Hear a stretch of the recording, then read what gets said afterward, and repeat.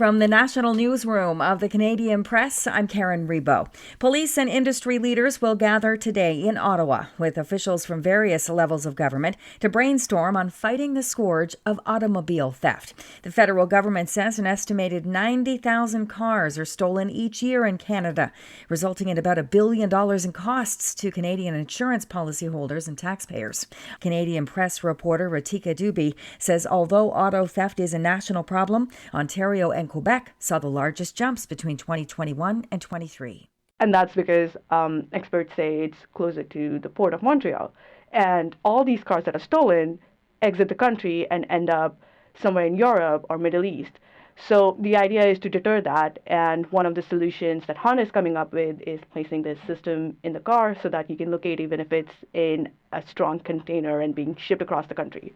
Ottawa says auto theft is increasingly involving organized crime groups, and the proceeds of these crimes are used to fund other illegal activities. Some big tech company executives have some big criticisms of the Liberal government's proposed artificial intelligence law.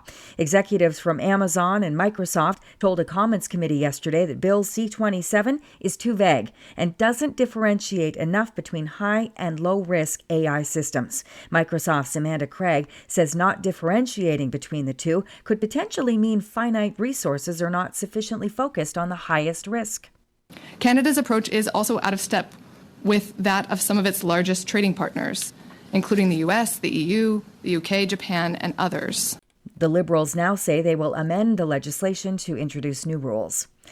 Balloons will be released today in a tribute ceremony marking 1 year since a city bus smashed through the front of a Montreal area daycare. The accident killed 2 young children and injured 6 more during the busy morning drop-off period. The commemorative event will take place in a park near the daycare in Laval. All eyes are on the U.S. Supreme Court today for the latest activity in Donald Trump's bid to return to the White House. The court will hear the former president's appeal to remain on the 2024 ballot as the 9 justices weigh arguments over whether Trump is constitutionally disqualified from running because of his efforts to undo his 2020 election loss that culminated in the attack on the U.S. Capitol. And florists say you should skip the roses this Valentine's Day if you want to save money.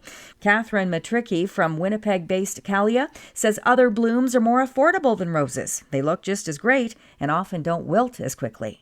The value's not there for red roses. Like, realistically, it's just not. And so you're going to way overpay and you're going to get a much smaller stem of rose than you would at any other time of the year because the farms are also sprinting to try and get as many out as possible. If you still have your heart set on roses, Matricki recommends shoppers think pink. This is the Canadian Press.